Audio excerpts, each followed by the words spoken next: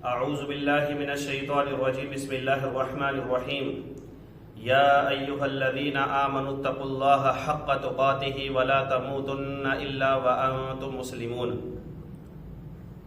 یہ آیت سورہ آل عمران کی آیت نمبر 102 ہے۔ اس آیت میں اللہ تعالیٰ نے ایمان والوں کو دو باتوں کا حکم دیا ہے، ایک تو تقوی اختیار کرنے کا اور دوسرا ایمان پر خاتمے کا۔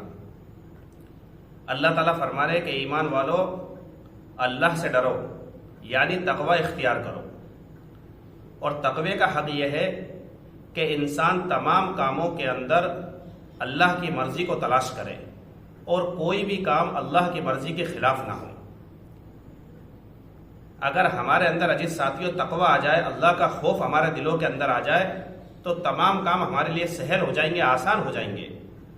ہم اس بات کو سوچیں، پیارے نبی صلی اللہ علیہ وسلم جو تمام نبیوں کے سرتاج، تمام نبیوں کے جو ہے سردار، اور آپ کی کیا حالت ہے کہ اللہ کے خوف سے آپ رو رہے ہیں کہ آپ صلی اللہ علیہ وسلم پوری رات قرآن کی آیت ان تعذبہم فإنہم عبادک وَإِن تَغْفِرْ لَهُمْ فَإِنَّكَ أَنْتَ الْعَزِيزُ الْحَكِيمُ، کہ اللہ تعالیٰ اگر آپ ان کو عذاب دے تو یہ آپ کے بندے ہیں اور آپ ان کے رب ہیں، وَإِن تَغْفِرْ لَهُمْ، اور اگر آپ ان کو معاف فرما دے فَإِنَّكَ أَنْتَ الْعَزِيزُ الْحَكِيمُ، تو بے شک آپ زبردست اور حکمت والے ہیں۔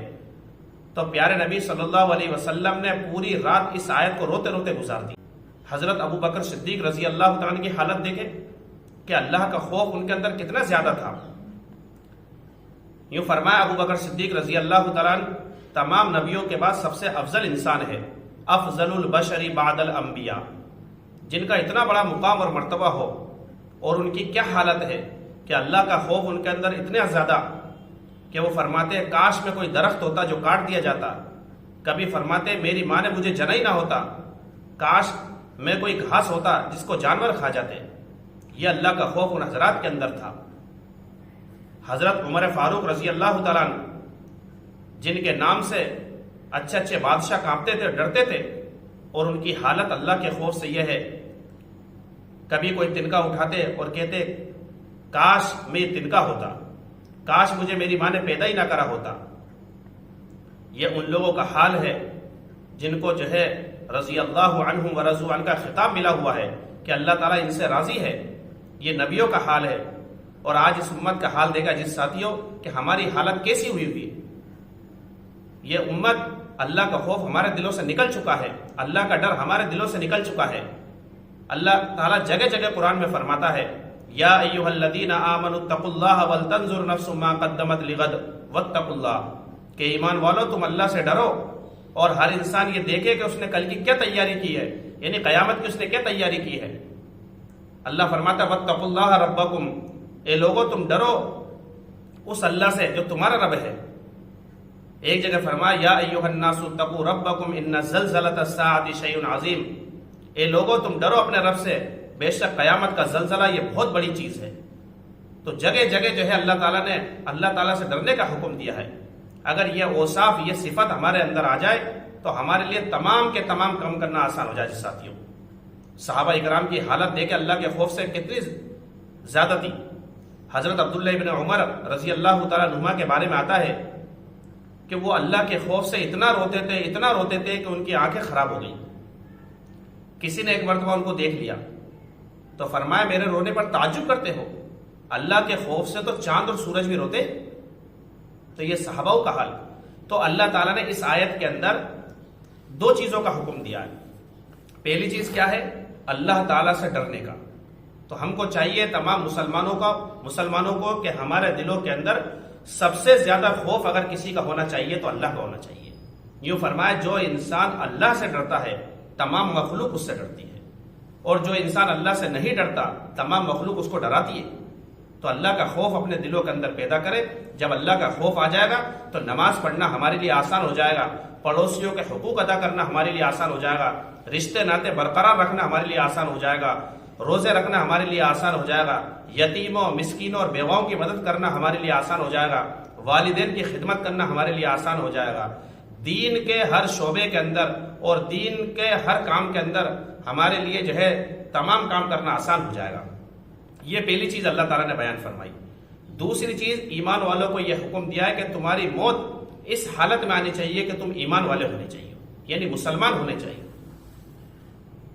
یہ تو تمام چیزوں کی جو ہے جڑ ہے۔ ایمان کے بغیر کوئی بھی عمل قابل قبول نہیں ہے۔ اللہ کے نزدیک صرف اسلام ہی معتبر ہے، ان الدین عند اللہ الاسلام۔ تو اسلام سے بڑھ کر تو کوئی دولت نہیں ہے۔ اللہ فرماتا ہے وَمَن يَعْمَلْ مِنَ الصَّالِحَاتِ وَهُوَ مُؤْمِنٌ فَلَا كُفْرَانَ لِسَعْيِهِ، کہ جو بھی تم میں سے نیک عمل کرے گا، شرط یہ کہ وہ مومن ہونا چاہیے، تو اس کے عمل کی ناقدری ہرگز نہیں کی جائے گی۔ یعنی جو بھی وہ عمل کر رہا وَإِنَّ لَهُ كَاتِبُونَ، اس کا ہر عمل لکھا جا رہا ہے اور قیامت کے دن اس کو پورا اجر ملے گا۔ وَمَن يَعْمَلْ مِنَ الصَّالِحَاتِ مِن ذَكَرٍ أَوْ أُنثَىٰ وَهُوَ مُؤْمِنٌ، ایک جگہ اللہ فرماتے ہیں کہ تم میں سے جو بھی ہو، چاہے مرد ہو چاہے عورت ہو، اگر وہ نیک عمل کرے گا تو فرمایا فَأُولَٰئِكَ يَدْخُلُونَ الْجَنَّةَ، تو یہی لوگ جنت کے حقدار ہیں، یہی لوگ جنت کے اندر داخل ہوں گے۔ تو ایمان کے بغیر کوئی بھی آدمی جنت میں داخل نہیں ہو سکتا اور کوئی بھی آدمی جہنم سے نہیں نکل سکتا۔ تو ایمان سے بڑھ کر تو عزیز ساتھیوں کوئی دولت نہیں ہے۔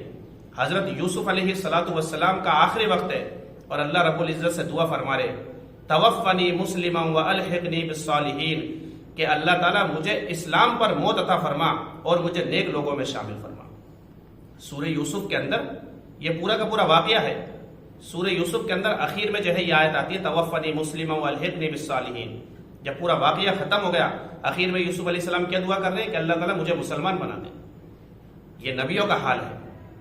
یوسف علیہ السلام جب جیل کے اندر بند ہوئے اور جیل کے ساتھیوں نے ان سے درخواست کی کہ آپ ہمیں خواب کی تعبیر بتلائیے، تو یوسف علیہ السلام نے ان کے خواب کو سننے کے بعد پہلے خواب کی تعبیر نہیں بتلائی، کیونکہ وہ جانتے خواب کی تعبیر بتلانا اتنا اہم نہیں ہے جتنا ان کو دین کی دعوت دینا اہم ہے۔ اس لیے یوسف علیہ السلام نے ان کا خواب سنا اور خواب سننے کے بعد کہا یا صاحبی السجن اارباب متفرقون خیر ام اللہ الواحد القہار، اے میرے جیل کے ساتھیوں، کیا الگ الگ خدا کو پوجنا زیادہ بہتر ہے یا ایک اللہ کو پوجنا زیادہ بہتر ہے؟ ما تعبدون من دونه الا اسماء سمیتموها انتم وآباؤکم ما انزل اللہ بها من سلطان، کہ جن کی تم اللہ کے علاوہ عبادت کرتے ہو یہ صرف چند نام ہے جن کو تم نے اور تمہارے باپ داداؤں نے رکھ لیا ہے، اور اس پر اللہ نے کوئی دلیل نازل نہیں فرمائی۔ یاد رکھنا ان الحکم الا للہ، حکم چلتا ہے وہ صرف اللہ کا چلتا ہے، اور اللہ نے کیا حکم دیا ہے؟ امر اللہ تعبدوا الا ایاہ، کہ اللہ نے حکم اس بات کا دیا ہے کہ اس کے سوا کسی کی عبادت نہ کی جائے۔ ذالک الدین القیم، یہی سیدھا دین ہے۔ تو ہم اس آیت پر غور و فکر کریں، اگر یہ آیت ہماری زندگی میں آ جائے اور اس آیت پر ہمارا عمل ہو جائے تو تمام کام ہمارے لیے آسان ہو جائیں گے۔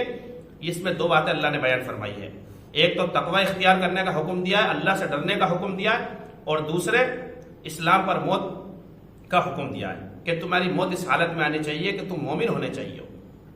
اس لیے فرمایا انسان اس بات کی دعا کرتا رہے اور نمازوں کے اندر بھی اس کو پڑھے، اللہم من احییتہ منا فاحی علی الاسلام، کہ اللہ جب تک تو زندہ رکھے اسلام پر زندہ رکھ، ومن توفیتہ منا فتوفہ علی الایمان، اور جب اللہ تعالیٰ تو وفات دے، موت دے، تو ایمان کی حالت میں موت دینا۔ تو اس آیت میں اسی چیز کو بیان کیا ہے۔ اب دیکھو ترجمہ سنو آپ۔ یا ایھا الذین آمنوا اتقوا اللہ، اے ایمان والو تم اللہ تعالیٰ سے ڈرو، حق تقاتہ، جیسا کہ اللہ سے ڈرنے کا حق ہے۔ بے شک ایمان والے اللہ سے ڈرتے، لیکن عزیز ساتھیوں جس معنی میں اللہ سے ڈرنا چاہیے اس طریقے سے جو ہے ایمان والے اللہ سے نہیں ڈرتے۔ اگر اللہ کا خوف حقیقت میں دل میں آ جائے تو یہ مسجد خالی نہیں ہوتی۔ وَلَا تَمُوتُنَّ إِلَّا وَأَنْتُمْ مُسْلِمُونَ، اور تمہاری موت اس حالت میں آئے کہ تم مسلمان ہو۔ عزیز ساتھیوں امید ہے کہ آپ حضرات کے سامنے یہ آیت سمجھ میں آ گئی ہوگی۔ یہ آیت سورہ آل عمران کی آیت نمبر 102 ہے۔ اللہ ہم سب کو عمل کی توفیق عطا فرمائے۔